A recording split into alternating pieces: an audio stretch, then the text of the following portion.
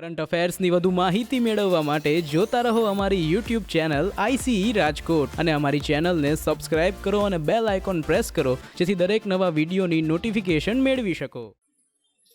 નમસ્કાર વિદ્યાર્થી મિત્રો, ICE ને YouTube ચેનલમાં આપ સૌનું હાર્દિક સ્વાગત છે. હું છું હિરેન સાકરિયા અને આજે આપણે જે મિત્રો કરંટ અફેર્સના ટોપિક ભણવાના છીએ, પ્રથમ જે છે તે છે ટર્મિનેશન ઓફ સેશન.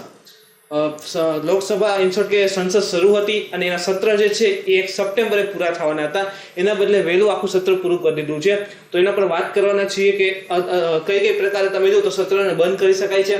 સેકન્ડ જે ટોપિક છે તે છે પાર્લામેન્ટરી કમિટી, સંસદીય સમિતિ. તાજેતરમાં જોવો ને તો ટોટલ 17 બિલ આ પાર્લામેન્ટરી કમિટીને આપવામાં આવેલા છે કે એના ઉપર વિચાર કરો, શું નિર્ણય લેવો અથવા એમાં કઈ પ્રકારની ભલામણ એડ કરવી અથવા દૂર કરવી. તો એ સંસદીય કમિટી શું છે એના પર વાત કરવાના છીએ. અને ત્રીજો જે અગત્યનો સૌથી મુદ્દો છે તે છે ફોરેન કન્ટ્રીબ્યુશન રેગ્યુલેશન એક્ટ 2020, એટલે કે એને આપણે કહીએ છીએ FCRA. તો FCRA તમે જો ને તો 2010 માં હતો, એમાં સુધારા કર્યા હતા. 2010 ની અંદર સુધારા કર્યા હતા અને ફરી 2020 માં સુધારા કર્યા છે. તો બંનેની કમ્પેરિઝન થી આપણે સમજવાના છીએ અને FCRA ની આંતરરાષ્ટ્રીય સ્તરે પણ અત્યારે ચર્ચા થઈ રહી છે. તો એવી રીતે એમાં શું જોગવાઈ કરી હતી કે આંતરરાષ્ટ્રીય સ્તર ઉપર આખી વાત જતી રહી છે, તો એના પર આપણે ચર્ચા કરવાના છીએ. એઝ યુઝ્યુઅલ મિત્રો, શરૂ કરીએ એની પહેલા ગઈકાલનો પ્રશ્ન તમને પૂછેલો હતો. કાકતીય રાજ્ય જે છે એ દરમિયાન કયું અતિ મહત્વનું બંદર હતું, પ્રખ્યાત કયું બંદર હતું? તેનો સાચો આન્સર આવે છે મોટુપલ્લી. મોટું પતલું નથી, મોટુપલ્લી છે જે આંધ્રપ્રદેશમાં આવે છે. એ કાકતીય રાજ્યવંશ દરમિયાન પ્રખ્યાત હતું. બીજો જે પ્રશ્ન છે મિત્રો, એમાં તમને પૂછેલું હતું કે જે મોન્ટેગ્યુ ચેમ્સફોર્ડ છે 1919, એમાં તમે જો ચારમાંથી કયો સૌથી વધારે ફેમસ હતો, ઇન્સર્ટ કે શેના સંબંધિત હતો? તો બંધારણમાં સુધારો જે કરવા સંબંધિત તમે જો મોન્ટેગ્યુ ચેમ્સફોર્ડ અથવા તો એના જે પણ જોગવાઈ હતી એમાં કરેલી હતી.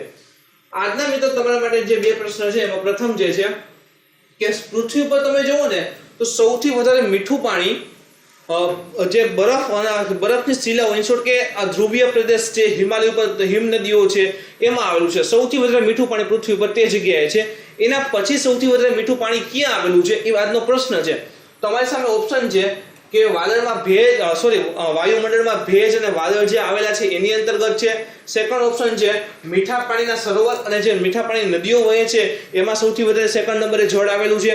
ત્રીજું છે ભૂગર્ભ જળના સ્વરૂપમાં અને ચોથું છે જમીનના ભેજ સ્વરૂપમાં. તો સૌથી વધારે મીઠું પાણી ક્યાં મળશે? તો હિમ નદી અને જે બરફના શિખરો છે ત્યાં. તો સેકન્ડ નંબરે ક્યાં મળશે એ તમારે કોમેન્ટ કરીને જણાવવાનું છે. એના પછી જે મિત્રો પ્રશ્ન છે એ છે કે નિમ્નલિખિતમાંથી કોણ બ્રિટિશ શાસન દરમિયાન કે અંગ્રેજ રૂલ હતો એ દરમિયાન ભારતમાં રૈયતવાદી બંદોબસ્ત શરૂ કરવા સંબંધિત છે? તો તમારી સામે ત્રણ લીડરના નામ લખેલા છે. એક તો લોર્ડ કોર્નવાલિસ, સેકન્ડ છે એલેક્ઝાન્ડર રીડ અને ત્રીજું છે થોમસ મુન્દ્રો. તો આ ત્રણની અંતર્ગત કોણ હતું જેના રૈયતવાદી બંદોબસ્ત સાથે સંકળાયેલા છે? એમાં ઓપ્શન એ છે માત્ર એક, ઓપ્શન બી છે 1 અને 3, ઓપ્શન સી છે 2 અને 3 અને ઓપ્શન ડી છે આપેલા તમામ. તો મિત્રો આ સાચો આમાંથી ત્રણમાંથી કયો સાચો આન્સર તમારે જણાવવાનું છે. નેક્સ્ટ લેક્ચરમાં આપણે રૈયતવાદી બંદોબસ્ત શું હોય છે એની સાથે જે પણ જમીન પ્રક્રિયા હતી એ પણ આપણે ચર્ચા કરશું. તો આજના પ્રશ્ન 2 તમારા માટે અહીં રજૂ થઈ ગયા છે. તમારે એનો આન્સર કોમેન્ટ કરીને જણાવવાનો છે. તો મિત્રો આજનું ડિસ્કશન આપણે શરૂ કરીએ. પ્રથમ જે છે તે છે ટર્મિનેશન ઓફ સેશન. તાજેતરમાં જોવો ને તો લોકસભાને એડજોર્ન સિનેડાઈ કરેલ છે. એડજોર્ન સિનેડાઈ. તો પહેલા તો ટર્મિનેશન ઓફ સેશનનો અર્થ શું થશે?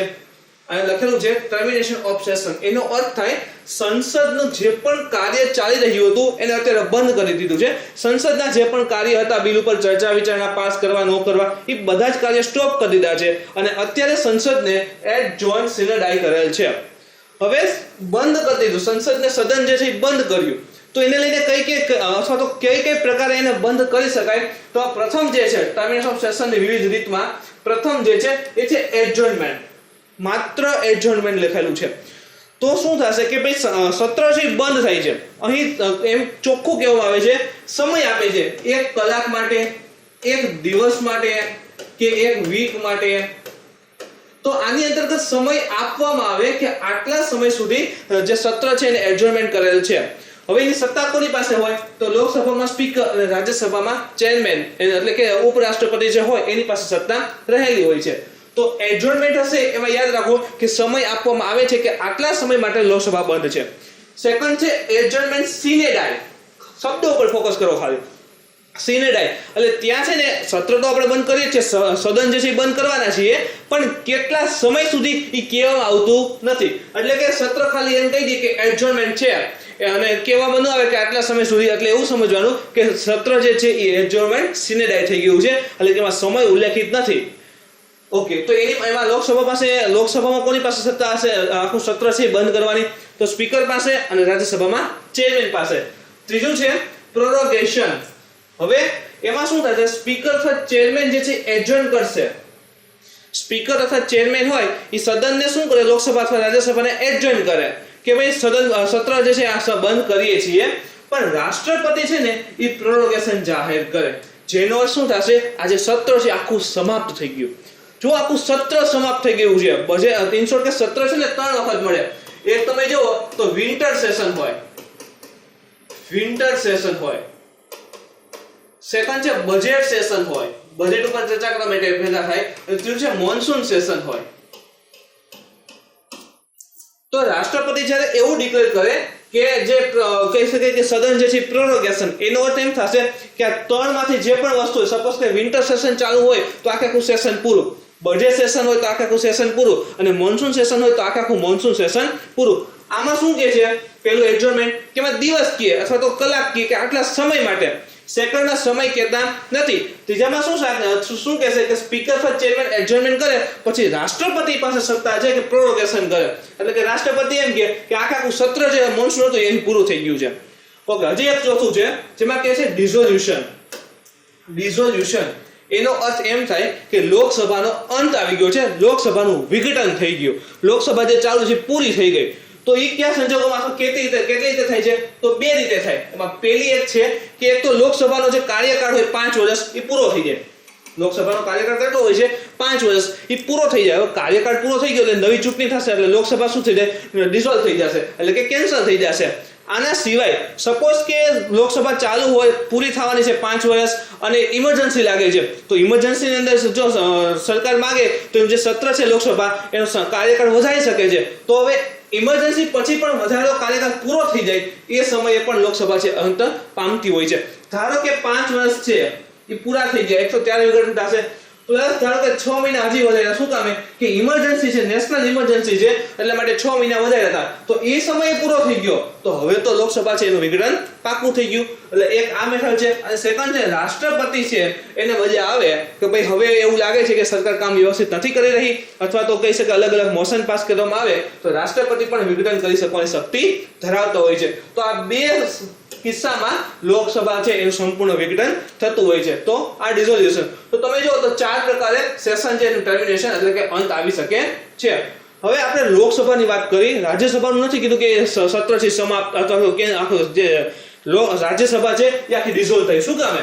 રાજ્યસભા મિત્રો કાયમી ગૃહ છે, યાદ રાખજો. આને આ ખાસ કરીને જો ક્લાસ 3 માં જે પ્રશ્નો આવે ને આ પ્રકારના આવશે કે નીચેનામાંથી કયું ગૃહ કાયમી છે, અથવા તો રાજ્યસભામાં દર 1 વર્ષે 2 વર્ષે કેટલા ટકા સદસ્યો રિટાયર થતા હોય છે, દૂર થતા હોય છે. તો યાદ રાખો રાજ્યસભા એક કાયમી ગૃહ છે. લોકસભાનો સમયગાળો ફિક્સ છે 5 વર્ષ, એના પછી નવી લોકસભા આવે, પણ રાજ્યસભા તો હંમેશા હોય, એટલે એનું ડિસોલ્યુશન થશે નહીં, એનો અંત આવે નહીં.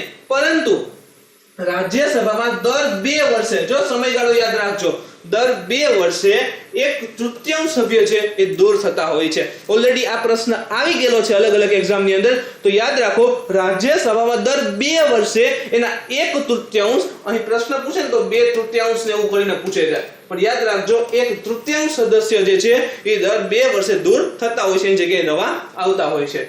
એના પછી મિત્રો જે નેક્સ્ટ ટોપિક છે કે પાર્લામેન્ટરી કમિટી. હવે જો સંસદનું સત્ર જે હતું, ઇન શોર્ટ કે અત્યારે તો સંસદને બંધ કરી દીધી, સિનેડાઈ કરી દીધું, કે કેટલા સમય બંધ થશે એ કીધેલું નથી.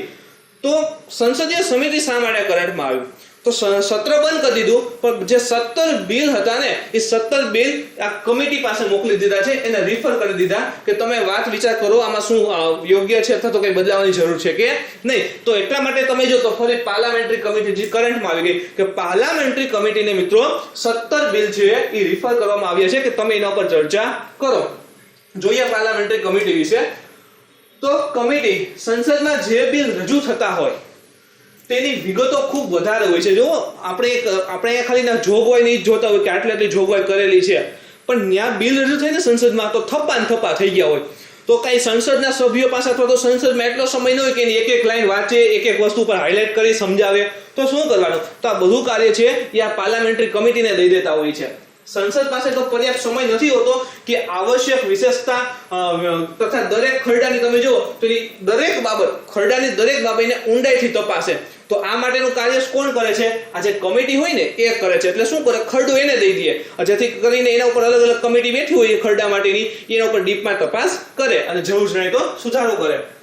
કમિટીમાં તમે જુઓ, કમિટીની જવાબદારી બને છે કે તે બિલને સંપૂર્ણ રીતે પહેલા તો સમજે, સેકન્ડ થિંગ શું છે, યોગ્ય સુધારા છે તો સુધારા કરે, અને કરંટ સિનેરિયોમાં કેવી રીતે મદદ થશે તે મુજબ સંસદનું કામ છે સરળ બનાવે. સપોઝ કે લોકસભા અથવા રાજ્યસભામાં કોઈ બિલ રજૂ થાય છે, એને સરળ ભાષામાં સમજવું, સેકન્ડ થિંગ કે એમાં યોગ્ય જણે તો સુધારા કરવા, અને કરંટ સિનેરિયો જે છે એની સાથે મેચ થતું હોવું જોઈએ. એમ નહીં કે ચલો બિલ લે છે પણ કંઈ કામનું તો છે નહીં, તેવા બિલ ઉપર વાત વિચારને કરવામાં આવતા હોતા નથી. ભારતના બંધારણના અનુચ્છેદ 118 એનો સબ પાર્ટ 1 યાદ રાખજો. 118(1) માં ભારતની અંદર બે પ્રકારની કમિટીની સંસદીય સમિતિની જોગવાઈ કરવામાં આવી છે. કઈ બે પ્રકાર છે? તો પહેલું જે છે મિત્રો, ઓલરેડી આના ઉપર આપણે અગાઉના લેક્ચરમાં પણ ચર્ચા કરી હતી. એક છે સ્થાયી સમિતિ, જેને આપણે સ્ટેન્ડિંગ કમિટી કહીએ, અને સેકન્ડ છે તદત સમિતિ એટલે કે એડ હોક કમિટી. તો બંનેમાં તફાવત શું હોય છે જોઈએ. તો સ્થાયી સમિતિ તો એની પ્રકૃતિ કેવા છે, નામમાં છુપાયેલું છે. બધા કહેતા હોય ને નામ મેં ક્યાં રખા હે, તો નામ સમજાઈ જાય ને તો એના ગુણ તો સમજાવવામાં સરળતા પડી જ જાય, દરેક દિશામાં લાગુ પડે. આ તો સ્થાયી સમિતિ, તો ત્યાંથી જ ખબર પડે કે સ્થાયી છે, તો એની પ્રકૃતિ સ્થાયી છે, પરમાનન્ટમાં હશે, જે નિરંતર હોય જ. તથા તેનું ગઠન છે ને એ ખાસ છે જો પ્રત્યેક વર્ષ માટે, 1 વર્ષ માટે કરવામાં આવે. એટલે ધારો કે આજની તારીખેનું ગઠન થયું તો નેક્સ્ટ યર જ્યારે 2021માં આજની તારીખ આવે ત્યાં સુધી સમિતિ કાર્ય કરશે. એના પછી પાછું એને રિન્યુ કરવી પડે અથવા તો એને નવી ફરી બનાવવી પડે. જ્યાં સુધી લોકસભા કાર્યરત હોય ત્યાં સુધી આપણે કાંઈ સમિતિ કાર્ય રહેશે.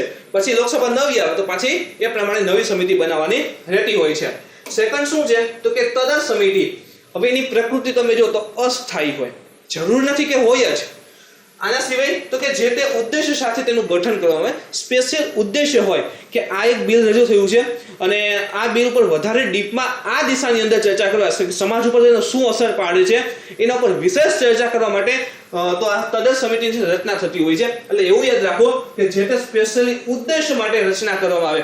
ઉદ્દેશ્ય પ્રાપ્ત થઈ ગયું, જે માટે એનું ગઠન કર્યું હતું એ સંપૂર્ણ થઈ ગયું, એટલે એ કમિટી કેન્સલ. જ્યારે આમાં શું થાય કે વાર્ષિક કમિટી હોય, કમિટી જળવાઈ દે, આ બિલ ઉપર ચર્ચા વિચાર થઈ ગઈ છે પછી કમિટી કેન્સલ ન થાય, એ નવું બિલ આવે એ કાર્ય શરૂ કરી દે. અહીંયા તો કેવું કે એનું ઉદ્દેશ્ય માટે શોર્ટ ટર્મ ટાઈમ. સેકન્ડ શું કહે છે કે તેનું વર્ગીકરણ તમે જુઓ કયા આધારે થઈ શકે. આ બે સમિતિ જે છે એના મુજબ તેનું વર્ગીકરણ કયા આધારે થઈ શકે. એક તેનું કાર્ય કેટલું છે, કયા પ્રકારનું કાર્ય છે, એમાં સભ્યો કોણ હોય છે કમિટીમાં, અને એના કાર્યકાળના આધારે કાર્ય કયા પ્રકારનું કરે છે. સેકન્ડ છે એના સભ્ય કોણ હશે, લોકસભામાંથી આવે, રાજ્યસભામાંથી આવે, કેટલા હોય. અને ત્રીજું એમ છે તો કાર્યકાળ, એટલે 1 વર્ષનો હોય છે કે પછી થોડાક ટાઈમ માટે આવે એ રીતે. તો કાર્યકાળના આધારે એનું વર્ગીકરણ કરવામાં આવતું હોય છે. જેવી રીતે જોઈએ તો એક તો ડિપાર્ટમેન્ટલ રિલેટેડ સ્ટેન્ડિંગ કમિટી છે, ડિપાર્ટમેન્ટ રિલેટેડ સ્ટેન્ડિંગ કમિટી, જેને આપણે વિભાગીય સ્થાયી સમિતિ કહીએ છીએ. શું હોય તો કે આ કમિટી છે ને એ બિલ, બજેટ અને મિનિસ્ટ્રીઝની પોલિસીની તપાસ કરે. જો એનું કાર્ય આવી ગયું, જે ડિપાર્ટમેન્ટ સ્ટેન્ડિંગ કમિટી છે શું કાર્ય કરે છે તો કોઈ બિલ હોય અથવા બજેટ જે છે અથવા તો મિનિસ્ટ્રી ની જે પોલિસી હોય એના ઉપર તપાસ કરવાનું કાર્ય કરે છે. આશરે 24 કમિટી છે. કેટલી કમિટી છે? કુલ 24 કમિટી છે. યાદ રાખજો, જે અલગ અલગ મિનિસ્ટ્રી માટે કાર્ય કરી રહી હોય છે. દરેક મિનિસ્ટ્રીના પોતાના કાર્ય હોય છે. જેમ કે ડિફેન્સ મિનિસ્ટ્રી લઈ લો તો એને આંતરરાષ્ટ્રીય સ્તરે અથવા તો કહી શકે સ્વદેશી સ્તરે કેટલા રક્ષા ઉપકરણો બધું એનું જોવાનું હોય છે. આના સિવાય જેમ કે વિદેશ મંત્રાલય લઈ લો તો એને આંતરરાષ્ટ્રીય સંબંધો કેવી રીતે જળવાઈ રહ્યા છે, કયા દેશ પ્રકારે કયા પ્રકારની સંધિ કરવી, કઈ મીટિંગ છે, તો એનું કાર્ય હોય છે. કયા પ્રકારની પોલિસી બનાવી, પોલિસીમાં ચેન્જ કરવો કે નહીં, તો એ બધું ડિસાઈડ પણ કરતા હોય છે. આ પ્રકારની જે કમિટી હોય ને મિત્રો, એ કમિટી ડિસાઈડ કરતી હોય છે. એના પછી તમે જુઓ તો દરેક કમિટીમાં 31 MP હોય. MP એટલે મેમ્બર ઓફ પાર્લામેન્ટ.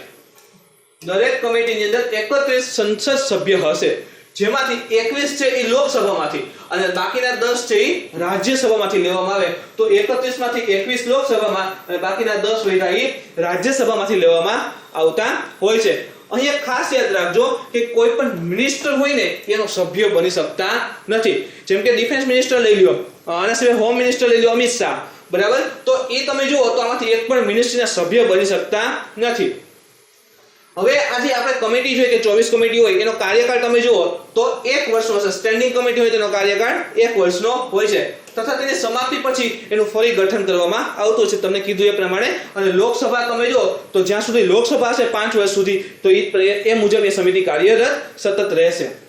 એના પછી જોઈએ તો જોઈન્ટ પાર્લામેન્ટરી કમિટી, જેને આપણે જેપીસી કહીએ છીએ. ઘણી વખત ખાલી કરંટમાં તમે જો જેપીસી કરીને દેખાડી દેતા હોય. તો જોઈન્ટ પાર્લામેન્ટરી કમિટી શું છે તો કે સ્પેસિફિક પર્પસ માટે ગઠન કરવામાં આવે છે. જો આ અસ્થાયી થઈ ગઈ, અસ્થાયી, કારણ કે શું છે, સ્પેસિફિક પર્પસ, કોઈ સ્પેશિયલ ઉદ્દેશ્ય છે એના માટે જેનું ગઠન કરવામાં આવે. જ્યારે ઉદ્દેશ્ય પ્રાપ્તિ થઈ જાય એટલે કમિટી કેન્સલ થઈ જાય, અને જેમાં બંને સદનના MP સમાવેશ હશે.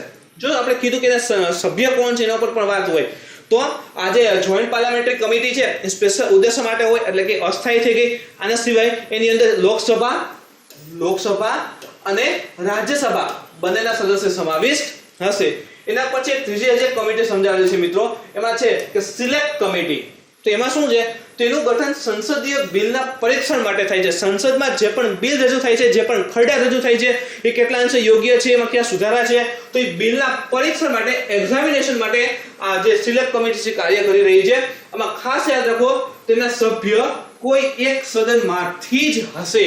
જેમ કે કોઈ એક બિલ છે રાજ્યસભામાં આવ્યું, તો એના ઉપર રાજ્યસભામાં ડિસ્કસ કરવા માટે તમે જુઓ તો ઘણી વખત એવું થાય કે બાધાબાધી આવી જાય, અથવા તો એના ઉપર યોગ્ય ચર્ચા થવી જોઈએ, એટલા માટે સમય ન મળી રહે. તો શું કરે, આ પ્રકારની સિલેક્ટ કમિટી બનાવે, જેના ઉપર બિલનું પરીક્ષણ કરશે, એક્ઝામાઇન કરશે.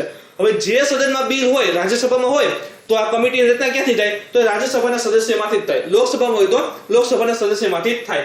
તો જે પણ સદનમાં હશે એ એક જ સદનમાંથી એના સભ્ય લેવામાં આવશે. અહીં લોકસભા અને રાજ્યસભા બંનેના સભ્ય હશે નહીં. એના પછી મિત્રો આપણે જોયું કે ભાઈ કમિટીને બિલ આપવામાં આવે છે, તો કેવી રીતે આપવું, શું એમ બિલ લઈને ચાલવાનું કે આયુષભાઈ આ એક બિલ છે અને તપાસી નાખો તો આ ચાલશે કે નહીં ચાલે, એમાં શું સુધારા છે, એવું ચાલે, તો કે એમાં કંઈક જોગવાઈ હોવી જોઈએ.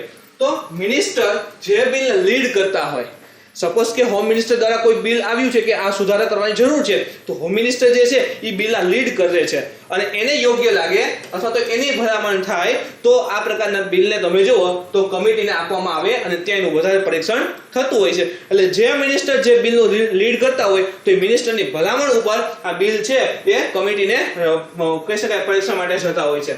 આના સિવાય જે તે સદનના પ્રિસાઇડિંગ ઓફિસર, એટલે કે લોકસભામાં હોય તો સ્પીકર, રાજ્યસભામાં હોય તો ચેરમેન, ઈ ડિસાઈડ કરે કે આ સમય આ જે રિપોર્ટ બિલ રજૂ થયું છે એના ઉપર વધારે વિશેષ ડીપ અથવા તો કહી શકાય કે આમાં સુધારા વધારાની જોગવાઈ છે, તો એ જે ચેરમેન હોય અથવા તો સ્પીકર છે એ આ કમિટી માટે એ બિલને મોકલી શકે છે. ત્રીજો હજી મુદ્દો છે કે કોઈ એક બિલ એક સદનમાંથી પસાર થયા બાદ બીજા સદનમાં પસાર કરવા માટે સ્ટેન્ડિંગ કમિટી પાસે મોકલવામાં આવે. લોકસભામાં પસાર થઈ ગયું છે, હવે રાજ્યસભામાં પસાર કરવું હોય તો સ્ટેન્ડિંગ કમિટીને મોકલી દેવામાં આવે. એટલે કે એમાં શું થશે, રાજ્યસભા અને લોકસભા બંનેના સાંસદ હશે. અને જો સામાન્ય રીતે આ કમિટી હોય ને, જે પણ આ 24 આપણે કમિટીની વાત કરી, એ કમિટીના જે અધ્યક્ષ હોય ને, એ જે ઓપોઝિશન પાર્ટી હોય ને એમાંથી લેવામાં આવે. ઓપોઝિશન જે પાર્ટી હોય એના MP હોય, એ MP ને આના અધ્યક્ષ બનાવવામાં આવે આ કમિટીના. જેથી કરીને તમે જો એક બિલ છે લોકસભામાં પસાર થયું, હવે રાજ્યસભામાં પસાર કરવા માટે મૂકવું છે, તો શું કરે, સ્ટેન્ડિંગ કમિટીને સોંપી દે. તો સ્ટેન્ડિંગ કમિટીમાં તમે જુઓ તો એના જે લીડર હશે, અધ્યક્ષ હશે, એ ઓપોઝિશન પાર્ટીના હશે.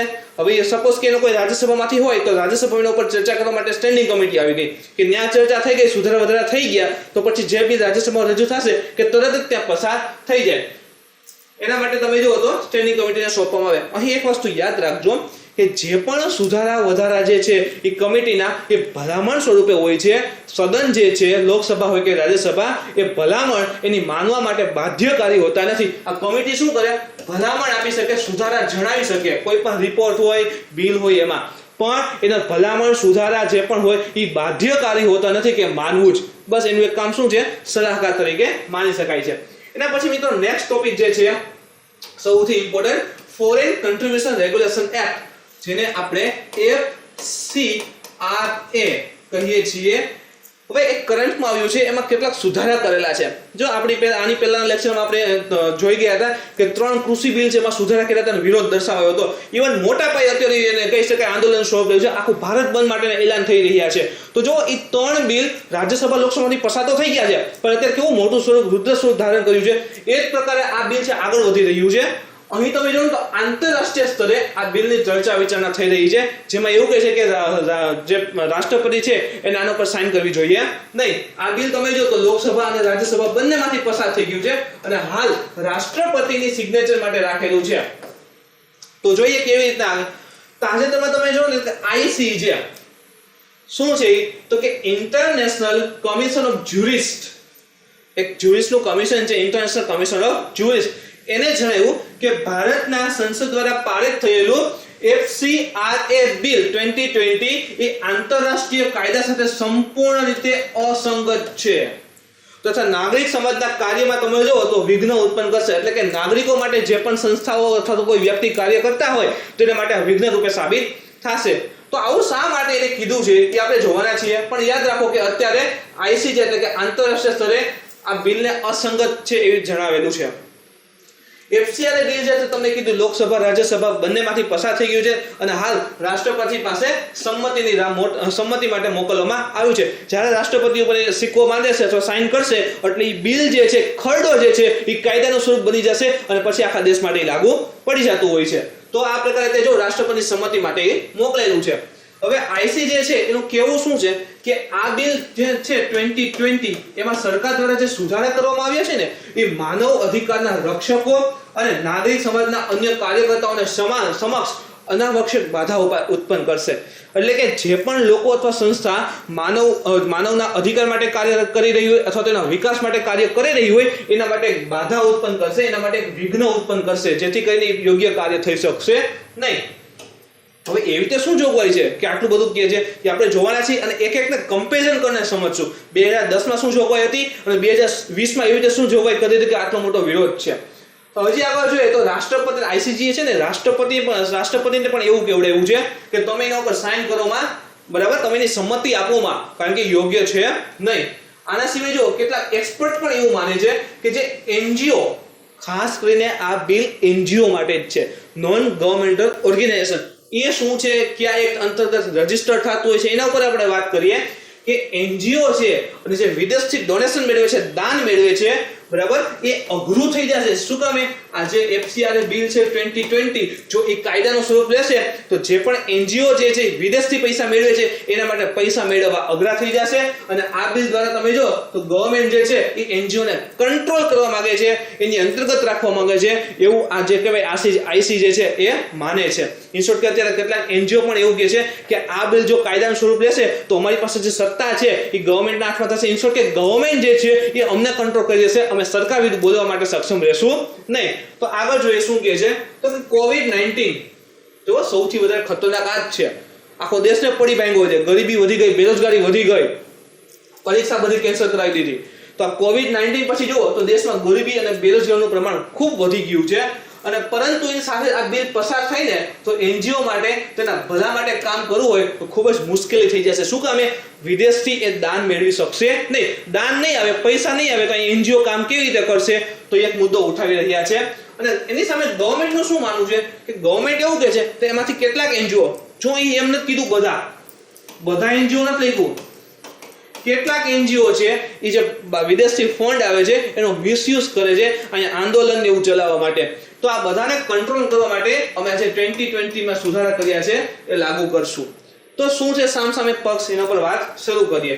તો સૌથી પહેલા તો FCRA જે આ બિલ લઈ આવ્યા છે એમાં શું ભલામણ છે, શા માટેનો વિરોધ થઈ રહ્યો છે.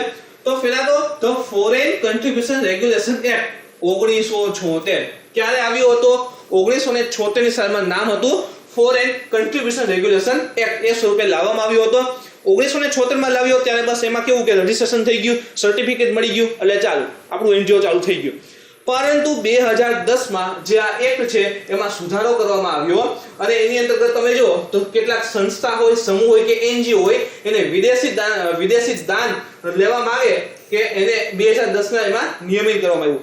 ઇન શોર્ટ કે જે એનજીઓ 1976 ના એક્ટ પ્રમાણે રજીસ્ટર્ડ થઈ ગયેલા હતા, એનજીઓ અથવા તો કોઈ સંસ્થા હોય અથવા તો કોઈ વ્યક્તિગત માણસ ચલાવતો હોય, તો એને 2010 માં સુધારા કર્યા ને એના પછી વિદેશથી પૈસા આવે ને એમાં કેટલાક નિયમ લાગુ પડી ગયા જેથી કરીને ભ્રષ્ટાચાર ને બધું અટકે.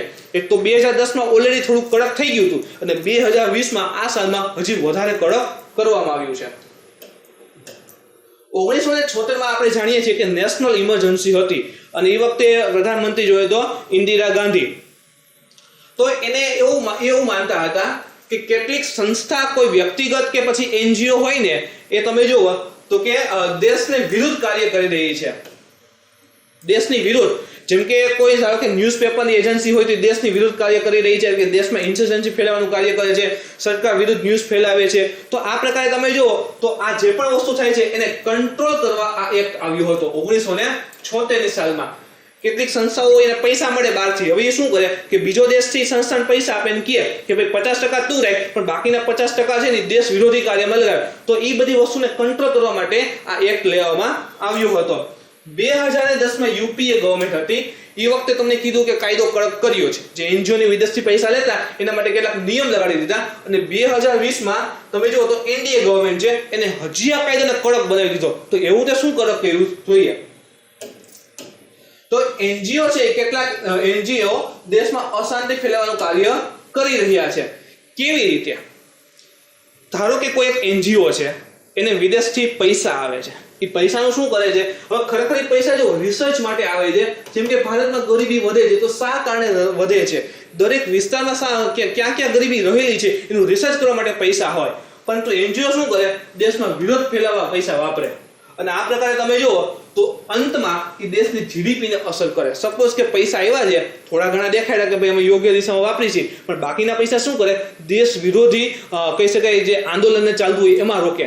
જેમ કે પથ્થરમારો ચાલતો વચ્ચે તો ધારો કે આ પ્રકારે પથ્થરમારા ચલાવે તો એનાથી દેશની તમે જો ઇનડાયરેક્ટલી બહુ લાંબી શૃંખલા છે એના લીધે શું થશે કે દેશની જીડીપી છે ને એને અસર આવે, થોડીક નીચી જણાય છે. તો આ પ્રકારના કાર્ય કરે. આના સિવાય તમે જુઓ તો કેવી રીતે ચલાવી શકે? ધારી લો કે ભારત અને અમેરિકા વચ્ચે કોઈ એક પરમાણુ હથિયારને લઈને અથવા તો ચલો પરમાણુને લઈને એક કરાર થવાનો છે. અમેરિકા ભારતને એમ કહેવાનું છે કે અમે તમને આટલો યુરેનિયમ આપશું, 10 કિલો યુરેનિયમ આપશું, જેથી કરીને તમે ત્યાં ઉર્જા ઉત્પન્ન કરી શકો. ભારતે આવું યુએસએ આવું જાહેર કર્યું છે કે અમે ભારતને 10 કિલો યુરેનિયમ આપવા તૈયાર છીએ. તો હવે શું કરે? અમેરિકાની કોઈ સંસ્થા હોય એ ભારતીય એનજીઓને એમ કહે, આપણે સમજીએ જો ખાસ ડીપમાં, યુએસએ એવું કહે છે કે અમે ઇન્ડિયાને 10 કિલો યુરેનિયમ આપશું.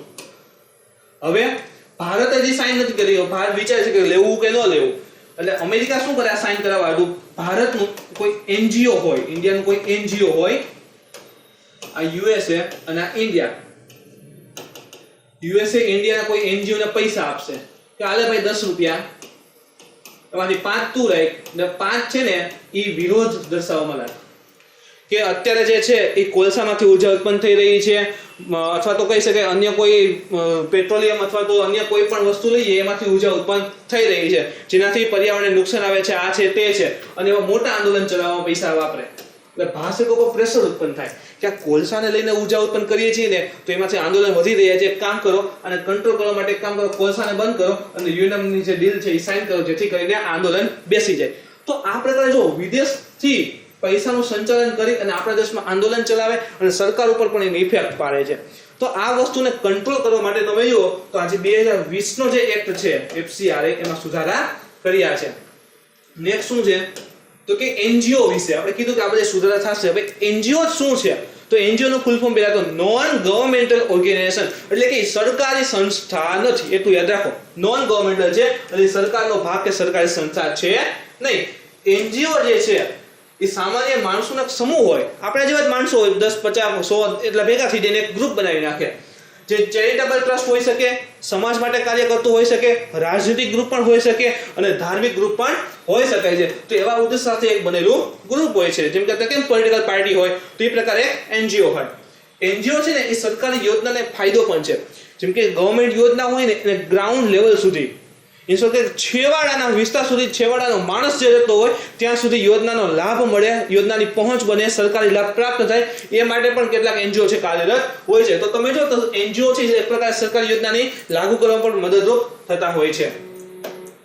આના સિવાય જો એનજીઓ તો કે ઇન્ડિયન સોસાયટી કયા એક્ટ પ્રમાણે એને રજીસ્ટર્ડ કરી શકાય. સપોઝ કે મારે એનજીઓ બનાવવું છે તો કયા એક્ટ પ્રમાણે હું બનાવી શકું? તો એમાં ઘણા બધા એક્ટ છે. એમાંથી એક છે Indian society registration act 1860, second છે ઇન્ડિયન ટ્રસ્ટ એક્ટ, તથા ત્રીજું તમે જુઓ તો રિલિજિયસ એન્ડોવમેન્ટ એક્ટ 1863. તો આ પ્રકારના તમે જો અલગ અલગ જે પણ કાયદા છે, એક્ટ છે, એના દ્વારા એનજીઓ ને રજીસ્ટ્રેશન કરી શકાય છે. ભારતમાં આશરે 2009 ના અભ્યાસ પ્રમાણે જોઈએ ને, 2009 ના અભ્યાસ પ્રમાણે તો આશરે 33 લાખ એનજીઓ છે. વિચાર કરો, 2009 ના અભ્યાસ પ્રમાણે 33 લાખ છે તો હવે તો કેટલો વધી ગયો હશે. એટલે કે આના આધારે એમ કહી શકીએ કે એવરેજ લગભગ 400 ને 500 માણસ, 400-500 માણસ દીઠ એક એનજીઓ થઈ ગયો છે. તો કહી શકીએ એનજીઓ નું પ્રમાણ ખૂબ જ વધી રહ્યું છે. એની સાથે જ કેટલાક એનજીઓ, જો બધા એનજીઓ નથી કીધા, કેટલાક એનજીઓ છે જે વિદેશથી ફંડિંગ આવે છે એનો મિસયુઝ પણ કરી રહી છે. હવે જોઈએ એકમાં એવી રીતે શું ભલામણ છે, એવા તો શું સુધારા કર્યા એફસીએઆર જે 2010 નો એક્ટ હતો એમાં એવા તે શું ભયાનક સુધારા કર્યા કે આટલો બધો વિરોધ દર્શાવવા મળ્યા છે. તો પહેલું તો શું છે કે 2010 નો જે એક્ટ હતો, જો તમને વિશેષતા કહી દો, આપણે જે પણ સમજશું ને એ 2010 અને 2020 ની કમ્પેરિઝન થી ખબર પડશે, સમજશું, જેથી કરીને વિરોધ શા માટે આપણને અંદાજ આવશે. તો કે 2010 નો એક્ટ હતો ને એમાં એવું લખ્યું હતું કે જે ચૂંટણી લડવા વાળા સભ્ય હોય, ન્યૂઝપેપરના એડિટર કે તમે જો પબ્લિશર હોય, કોઈ જજ હોય, એમએલએ હોય, આના સિવાય પોલિટિકલ પાર્ટી હોય, સરકારી જોબ કરતા હોય, તો આ બધા જે છે એ વિદેશથી અનુદાન મેળવી શકતા નથી. આ બધા જે છે એ વિદેશથી અનુદાન મેળવી શકતા નથી. આ 2010 નું લિસ્ટ હતું. હવે એ 2020 ના લિસ્ટમાં હજી એક નામ એડ કર્યું અને એમાં કીધું છે કે આઈપીસી એના મુજબ જે પણ પબ્લિક સર્વન્ટ હોય એ પણ હવે વિદેશી અનુદાન મેળવી શકશે નહીં. તો એક તો આઈપીસી પ્રમાણે જે પણ પબ્લિક સર્વન્ટ છે એ હવે વિદેશી અનુદાન મેળવી શકશે નહીં. એટલે કે લિસ્ટ અપડેટ કર્યું છે. બીજું શું કહે છે કે ટ્રાન્સફર ઓન ફોરેન કન્ટ્રીબ્યુશન, જેવી રીતે જોઈએ તો દેશમાંથી વ્યક્તિ અથવા સંસ્થા છે એ દાન મેળવે છે. એટલે કે દેશ હોય આપણો બરાબર, એમાં કોઈ સંસ્થા રજીસ્ટર્ડ છે તો વિદેશથી જે પણ દાન આવતું હોય તો કોઈ વ્યક્તિ મેળવતો અથવા તો કોઈ સંસ્થા મેળવતી હશે. તો વ્યક્તિ અથવા સંસ્થાને પૈસા ટ્રાન્સફર કરવા હોય તો એ એક્ટ મુજબ કરી શકતો. 2010 માં જુઓ, 2010 ની વાત કરું, ધારો કે આ છે યુએસએ અને આ છે આપણું ઇન્ડિયા. હવે ત્યાં બે માણસ છે, એક છે છગન અને એનો બીજો નાનો ભાઈ છે મગન. આ છગન છે એનજીઓ ચલાવે છે. હવે યુએસ થી પૈસા આવ્યા એના ખાતામાં, ઓકે, અને છગને મેળવી લીધા. હવે છગનને એમ થાય કે મારે આ પૈસા છે એ મગનને ટ્રાન્સફર કરવા છે, તો મગનને એ ટ્રાન્સફર કરી શકતો, પણ એક કન્ડિશન એ હતી કે આ પણ રજીસ્ટર્ડ હોવો જોઈએ. આનું એનજીઓ અથવા તો એ માણસનું પણ રજીસ્ટ્રેશન હોવું જોઈએ. એની પાસે પણ આ એનજીઓ ચલાવવા માટેના સર્ટિફિકેટ જોઈએ. તો જે પણ વિદેશથી પૈસા આવતા એ છગન છે મગનના ખાતામાં પણ ટ્રાન્સફર કરી શકતો. જે 2020 નો જે સુધારણાનું બિલ આવ્યું ને એમાં કહી દીધું કે ભાઈ જ્યાંથી પૈસા આવશે એ એના જ ખાતામાં રહેશે, બાકી કોઈને મોકલવામાં આવશે નહીં. જે એનજીઓ ને મળ્યા છે એ એક જ એનજીઓ વાપરશે, એના ખાતામાં રહેશે, બાકી પૈસા કોઈને આપી શકશે નહીં. બરાબર, એટલે ટ્રાન્સફર કરી શકશે નહીં. આ બીજી જોગવાઈ છે. ત્રીજું શું કહે છે કે આધાર અનિવાર્ય કરી દીધા. 2010 મુજબ વિદેશી દાન મેળવવા માટે કેન્દ્ર સરકાર પાસેથી એક સર્ટિફિકેટ મેળવવાનું રહેતું, જેમાં જુઓ તો કે એફસીએ પ્રમાણે નોંધણી કરાવવી પડે અથવા તો નવા નિયમ મુજબ જે પણ રજીસ્ટ્રેશન હોય એમાં ડિટેલ્સ આપવાની અને રજીસ્ટ્રેશન રિન્યુ કરે. તો 2010 માં શું કહે છે, આપણે દાન વિદેશી દાન મેળવવું હોય તો એક તો આપણું જે એનજીઓ છે, એનજીઓ એ રજીસ્ટર્ડ હોવું જોઈએ 2010 ના નિયમ પ્રમાણે, અથવા તો 5 વર્ષ પૂરા થઈ ગયા હોય તેને રિન્યુ કરવા પડતા, 5 વર્ષે રિન્યુ કરવા પડતા. તો રિન્યુ કરાવવાનું એટલે કે જે પણ ગવર્નમેન્ટનું સર્ટિફિકેટ હોય એની પાસે જોઈએ. આ વસ્તુ તો છે જ, પણ એ કહી દીધું કે હવે કોઈ પણ એનજીઓ જો ફંડિંગ ને મેળવવું હોય તો એ સાથે એના આધાર કાર્ડ પણ આપવા પડશે. એમાં જે પણ સભ્ય કામ કરશે, ડિરેક્ટર હોય અથવા તો કોઈ પણ અન્ય ચેરમેન છે, એના આધાર કાર્ડ આપવાના છે, જેથી કરીને ટ્રાન્સપરન્સી વધે. એની સાથે એમ કીધું છે કે ધારો કે કોઈ એનજીઓ હોય અને એમાં વિદેશી માણસ કામ કરતો હોય, ફોરેન સિટીઝનશીપ હોય, તો એનું તો આપણે કઈ આધાર કાર્ડ કાઢવા નથી, બરાબર. તો હવે એ વ્યક્તિને શું કરવું, તો એની પાસે જે પાસપોર્ટ છે ને એની એક કોપી જમા કરાવવાની, જેથી કરીને ટ્રાન્સપરન્સી બધું આવશે. આ ત્રીજી જોગવાઈ છે. આગળ શું કહે છે કે FCAR એકાઉન્ટ. નવા બિલ જે આવ્યું ને એમાં એવું કહી દીધું કે એકાઉન્ટમાં પૈસા આવશે ને એ ખાલી ને ખાલી જે SBI ની દિલ્હીની બ્રાન્ચ છે ને એમાં જ આવવા જોઈએ.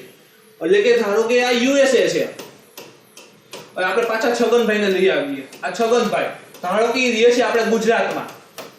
હવે આ છગનભાઈ જે મોટા પાયે NGO ચલાવે છે અને આ છગનભાઈની અમેરિકન પહોંચ સારી છે, તો અમેરિકાથી ધારો કે કોઈ એક સંસ્થાને દાન દેવા માંગે છે કે જા છગન જા જીલે આપણી જિંદગી, તો આ છગનભાઈને દાન જોતું હોય ને, એ પૈસા જોતા હોય ને, તો એનું NGO નું એકાઉન્ટ છે એ દિલ્હી SBI માં હોવું જોઈએ, તો જ ત્યાં પૈસા ટ્રાન્સફર થશે, અધરવાઇઝ થશે નહીં.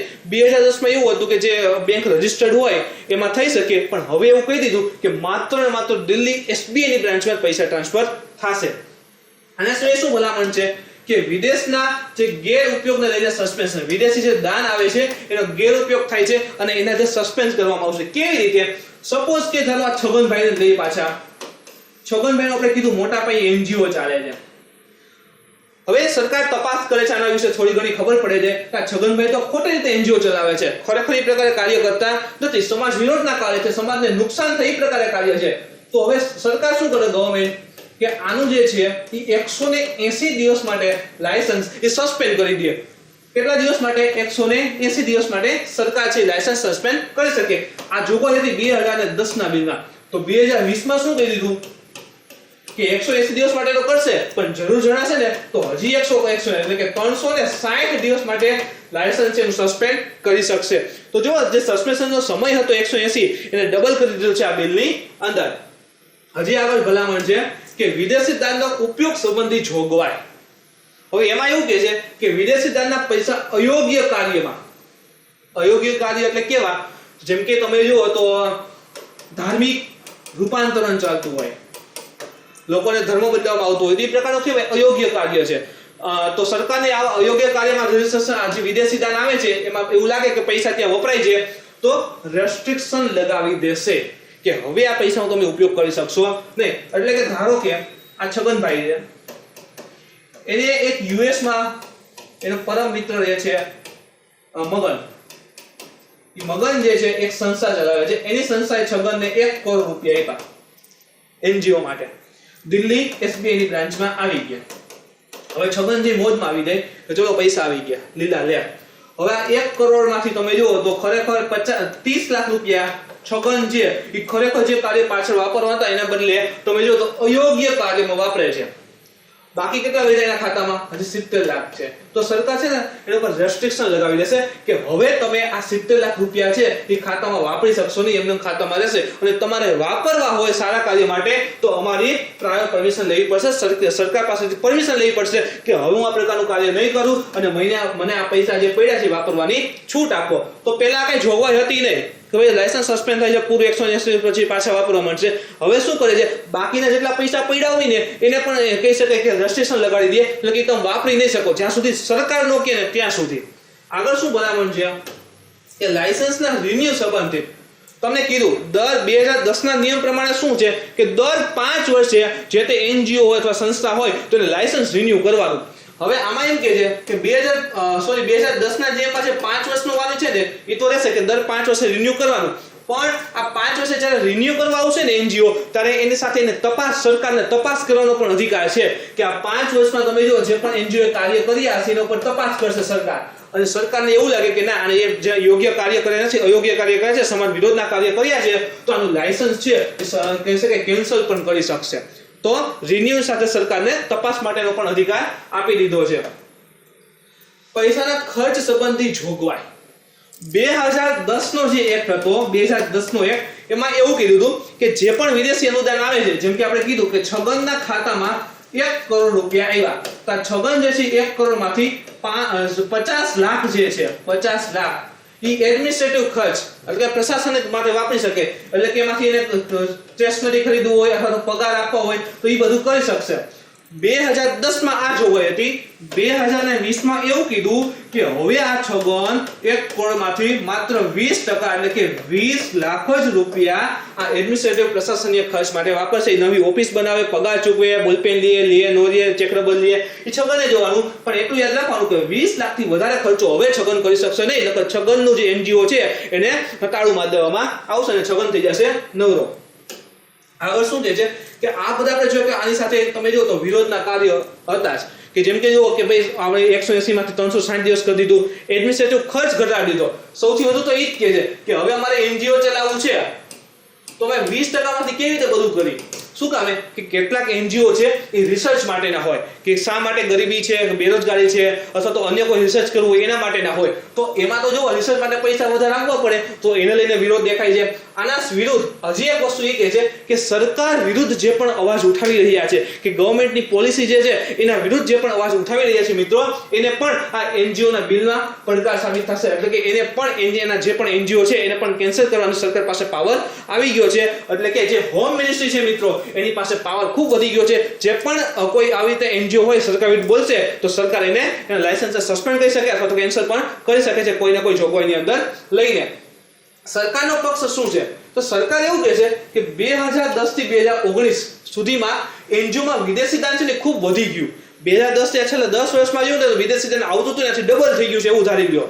અને તથા તેમાંથી કેટલાક ફંડનો મિસયુઝ શરૂ થઈ ગયો છે, જેમ કે ધર્મના નામે ખોટા રૂપાંતર કરાવે, આના સિવાય ખોટા આંદોલન કરે, દેશ વિરુદ્ધના કામમાં ઉપયોગ કરે, જેથી દેશની શાંતિ અને વ્યવસ્થા ખોરવાય છે. તો એનજીઓમાં જે પૈસા આવે છે એનો મિસયુઝ થાય છે. અમે એને કંટ્રોલ કરવા માટે જે 2010 નો જે એક્ટ છે એમાં 2020 ના લઈને સુધારા દર્શાવ્યા છે.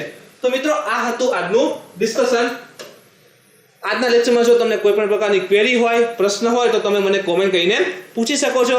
આજનો વિડીયો તમને ગમ્યો હોય તો લાઈક કરો, શેર કરો, તમારા મિત્રો સુધી પહોંચાડવા માટે કોશિશ કરો. કાલે ફરી મળીશું મિત્રો નવા પ્રશ્ન સાથે.